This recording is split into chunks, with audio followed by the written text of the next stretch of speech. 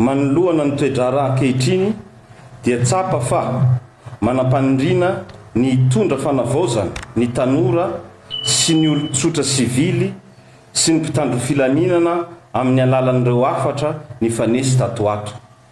Tsapa ihany koa fa misy ny finiavana hanakorontana ny fiainam-pirenena sy handrodana ireo androm-panjakana efa mijoro amin'izao fotoana izao.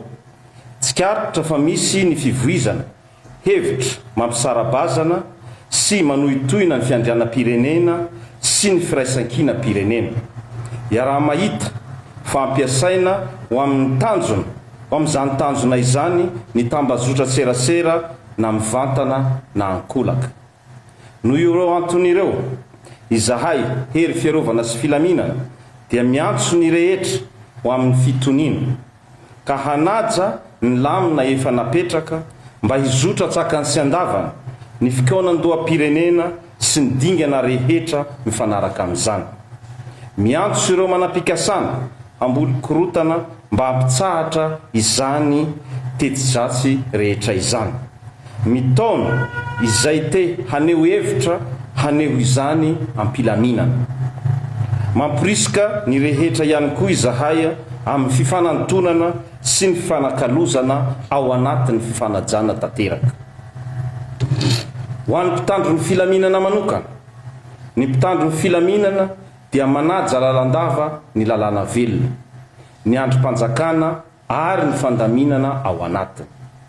Ny hery fiarovana sy filaminana dia tsy sehatra na fitaovana ara-politika ivoizan-kevitra hitadiavana seza na tombotsoa manokana.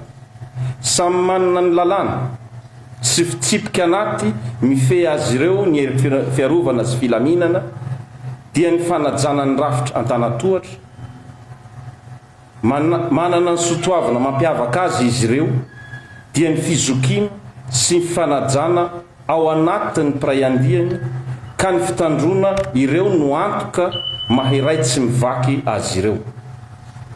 Tsy fotoana ny fizarazarana sy fisarambazana izao ka miantso ny rehetra hiara-mientana ho amin'ny firindrany fiarahamonina ho fampandrosoana ny firenena ho an'ny tanindrazana. Manoloana ny toedrara ankehitriny dia tsapa fa manampanindrina ny tondra fanavaozana ny tanora sy ny olon-tsotra sivily sy ny mpitandro filaminana amin'ny alalan'ireo afatra ny fanesy tato ato. Tsapa ihany koa fa misy ny finiavana hanakorontana ny fiainam-pirenena sy handrodana ireo androm-panjakana efa mijoro amin'izao fotoana izao.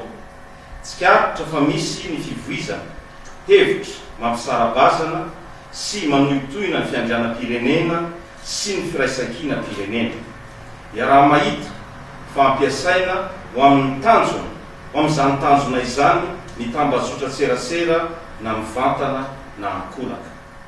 Noho ireo anton'ireo izahay hery fiarovana sy filaminana dia miantso ny rehetra ho amin'ny fitoniana ka hanaja ny lamina efa napetraka mba hizotra tsakany sy andavana ny fikaonan-doam-pirenena sy ny dingana rehetra mifanaraka amin'izany. Miantso ireo manam-pikasana amboli korotana mba hampitsahatra izany teti-dratsy rehetra izany. Mitaona izay te haneho hevitra haneho izany ampilaminana. Mampirisika ny rehetra ihany koa izahay amin'ny fifanantonana sy ny fifanakalozana ao anatin'ny fifanajana tanteraka. Ho an'ny mpitandro ny filaminana manokana, ny mpitandro ny filaminana dia manaja lalandava ny lalàna velona, ny androm-panjakana ary ny fandaminana ao anatiny. Ny hery fiarovana sy filaminana dia tsy sehatra na fitaovana ara-politika ivoizan-kevitra hitadiavana seza na tombotsoa manokana. Samy manana ny lalàna sy fitsipika anaty mifehy azy ireo ny hery fiarovana sy filaminana dia ny fanajana ny rafitra an-tanatohatra, manana ny sotoavana mampiavaka azy izy ireo, dia ny fizokiana sy ny fanajana ao anatin'ny piraiandiany ka ny fitandrona ireo no antoka mahiray tsy mivaky azy ireo. Tsy fotoana ny fizarazarana sy fisarambazana izao ka miantso ny rehetra hiara-mientana ho amin'ny firindrany fiarahamonina ho fampandrosoana ny firenena ho an'ny tanindrazana.